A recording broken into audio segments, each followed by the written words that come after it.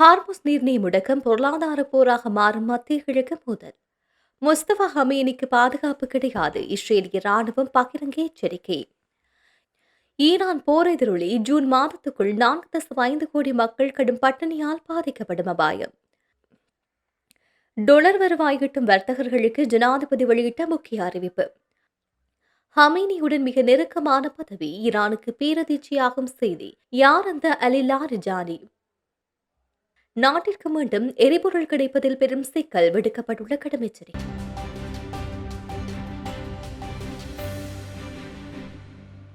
பல தசாப்தங்களாக நிழல் போராக இருந்த இஸ்ரேல் ஈரான் மோதல் கடந்த பிப்ரவரி தாக்குதலுக்கு பிறகு இப்போது இரு நாடுகளுக்கும் இடையிலான நேரடி போராக மாறியுள்ளது. இதில் ஈரானிய உச்சத்தலைவர் அலி ஹமேனியின் மறைவுக்கு பிந்தைய அதிகார மாற்றம் பிராந்தியத்தின் பாதுகாப்பு சமன்பாடுகளை முற்றிலுமாக மாற்றியமைத்துள்ளது. தொடர்ச்சியாக ஹார்மஸ் நீரிணையில் நிலவும் பதட்டமான மற்றும் கப்பல் போக்குவரத்து முடக்கம் மத்திய கிழக்கு மோதலை ஒரு உலகளாவிய பொருளாதார போராக உருவெடுக்க செய்துள்ளது. அத்துடன் வளைகுடா நாடுகள் தங்களின் பொருளாதார நலன்களுக்காகவும் பிராந்திய பாதுகாப்புக்கும் இடையில் ஒரு கடுமையான அரசியல் இக்கட்டில் சிக்கியுள்ளன. ஈரானின் புதிய உச்சத்தலைவர் முஸ்தபா ஹமேனி உட்பட இஸ்ரேலிய நாட்டிற்கு அச்சுறுத்தலாக இருக்கும் எவரையும் இஸ்ரேலிய பாதுகாப்பு படைகள் தொடர்ந்தும் இலக்கு வைக்கும் என எச்சரிக்கப்பட்டுள்ளது. குறித்த எச்சரிக்கையை இஸ்ரேலிய ராணுவ பேச்சாளர் எஃபிட் ஆஃப்ரின் விடுத்துள்ளார்.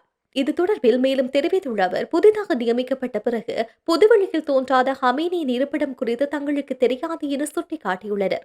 இருப்பினும் இஸ்ரேலுக்கு எதிராக கைதூக்கும் எவருக்கும் விலக்கு கிடையாது என்பதை அவர் திட்டமிட்டதாக தெரிவித்துள்ளார். அதுடன் நாட்டுக்கு ஏற்கனவே நிரூபித்தபடி எதிரிகளை தொடர்ந்தும் துரத்துவோம், அவர்களை கண்டுபிடித்து செயலிழக்க செய்வோம் என்று அவர் குறிப்பிட்டுள்ளார். ஈரானின் துணை ராணுவ படையான பாசிஸ் உறுப்பினர்களையும் இஸ்ரேல் தொடர்ந்தும் இலக்கு வைக்கும் என அவர் தெரிவித்துள்ளார். ஈரான் போர் காரணமாக வரும் ஜூன் மாதத்துக்கு சுமார் 4.5 கோடி மக்கள் கடுமையான பசி மற்றும் பட்டினியால் பாதிக்கப்படும் அபாயம் உள்ளதாக உலக உணவு திட்டம் எச்சரிக்கை விடுத்துள்ளது. மத்திய கிழக்கு பிராந்தியத்தில் தீவிரமடைந்துள்ள ஈரான் போர் உலகளாவிய உணவு பாதுகாப்புக்கு மிகவும் அச்சுறுத்தலை ஏற்படுத்தியுள்ளதாக ஐக்கிய நாடுகள் சபையின் உலக உணவு திட்டம் தெரிவித்துள்ளது. போரினால் விநியோக சங்கிலிகள் பாதிக்கப்பட்டதாலும் அத்தியாவசிய பொருட்களின் விலை விண்ணுக்கு முட்டும் அளவுக்கு உயர்ந்துள்ளதாகவும் வரும் ஜூன் மாதத்துக்குள் சுமார் 4.5 கோடி மக்கள் போதிய உணவின்றி தவிர்க்கும் நிலைக்கு தள்ளப்படுவார்கள் என்றும் கணிக்கப்பட்டுள்ளது.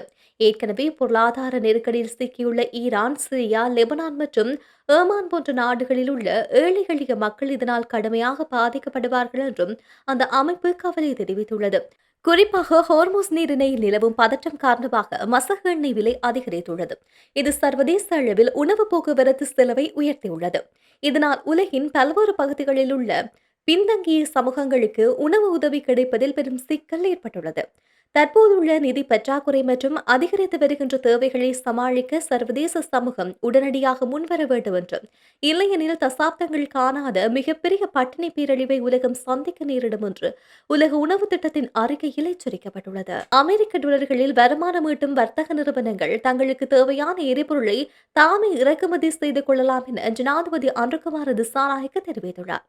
அத்தோடு அதனை சுற்றுலா மற்றும் ஏற்றுமதி துறைகளுக்கு விற்பனை செய்வதற்கு தற்காலிக அனுமதி பத்திரங்கள் வழங்கப்படுவதாகவும் அவர் குறிப்பிட்டுள்ளார். நாட்டு மக்களுக்காக நேற்றைய தினம் வழங்கிய செய்தியிலேயே இவ்வாறு குறிப்பிடப்பட்டுள்ளது.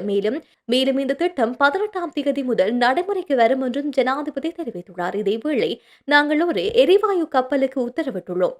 அது நாளை அல்லது நாளை மறுதினம் வந்து சேரும் என எதிர்பார்க்கப்படுகின்றது.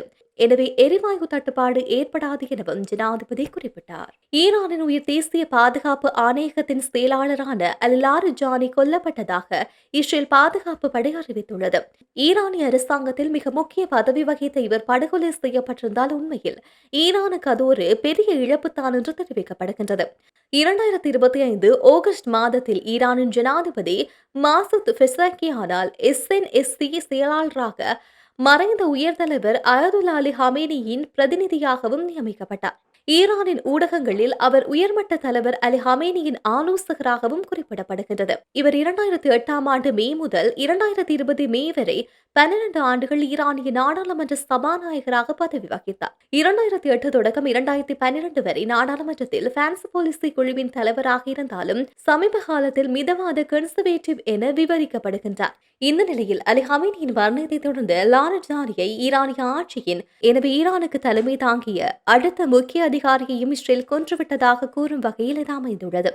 அந்த வகையில் அமெரிக்கா இஸ்ரேலிய கூட்டு நடவடிக்கையில் அலி ஹமேனிக்கு அடுத்த இலக்காக லாரஜானி சுட்டிக்காட்டப்படுகின்றார். அதே நேரம் ஈரானின் பல முக்கிய பாதுகாப்பு அதிகாரிகளை முன்னதாகவே படுகொலை செய்துவிட்டதாக இஸ்ரேலிய ராணுவம் அறிவித்துள்ளது. குறிப்பாக தாக்குதலில் பாதுகாப்பு ஆலோசகர் அலி ஜம்கானி, பாதுகாப்பு அமைச்சர் அமீன் நசீர் சாதே, புரட்சிகர காவல்படை தளபதி ஜெனரல் முகமது பக்பூர் மற்றும் ஆயுதப்படை தலைமை அதிகாரி அப்துல் ரஹீம் முசாவி ஆகியோரும் உயிரிழந்ததாக தெரிவிக்கப்படுகின்றமை குறிப்பிடத்தக்கது.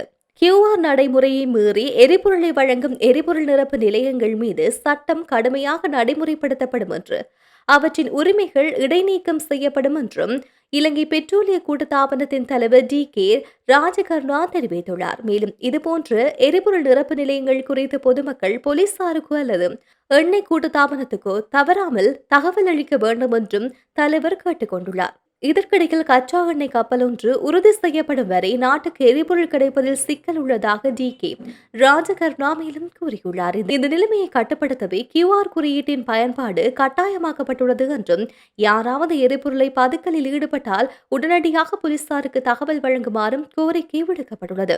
இதனை அவதானிக்க இன்று முதல் போலீசார் பணியில் ஈடுபட்டுள்ளதுடன் தற்போது கியூஆர் குறியீடுகளுக்கு மாத்திரமே எரிபொருள் வழங்கப்படுவதாகவும், நேற்று இந்த தொழில்நுட்ப சிக்கல் அனைத்தும் சரி செய்யப்பட்டதாகவும் அறிவிக்கப்பட்டுள்ளது. மேலும் கியூஆர் குறியீடுகளை வேறெங்கும் பயன்படுத்தினால் உடனடியாக அந்த விவரங்களை எரிபொருள் நிறுவனங்களுக்கோ அல்லது அருகிலுள்ள போலீஸ் நிலையத்துக்கோ தகவல் தெரிவிக்குமாறும் அறிவுறுத்தப்பட்டுள்ளது. இதேவேளை பொதுமக்களுக்கு வழங்கப்பட்டு வரும் எரிபொருள் ஒதுக்கீடு அடுத்த சனிக்கிழமை இரவு முடிவடைவதுடன் ஞாயிற்றுக்கிழமை புதுப்பிக்கப்படும் என இலங்கை பெட்ரோலிய கூட்டுத்தாபனத்தின் தலைவர் ராஜகருணா தெரிவித்துள்ளார். இதன்படி கியூஆர் குறியீட்டு முறை அறிமுகப்படுத்துவதன் மூலமாக நாட்டின் எரிபொருள் நுகர்வு 20% குறையும் என எதிர்பார்க்கப்படுவதாகவும் மேலும் குறிப்பிடப்பட்டுள்ளது. நாட்டின் தினசரி டீசல் நுகர்வு 4800 மெட்ரிக் டன்களாகவும் பெட்ரோல் நுகர்வு 4045 மெட்ரிக் டன்களாகவும் உள்ளதாகவும் மேலும் தெரிவித்தார். எரிபொருள் வரிசைகளை அகற்றும் நோக்கில் கியூஆர் குறியீட்டு முறை நாட்டில் திடீரென்று அறிமுகப்படுத்தப்பட்டதாகவும், அடுத்த மாதத்துக்குள் உறுதி செய்யப்பட்ட எண்ணெய் இருப்பு போதுமானதாக இருக்கும் என்றும் தெரிவிக்கப்பட்டுள்ளது.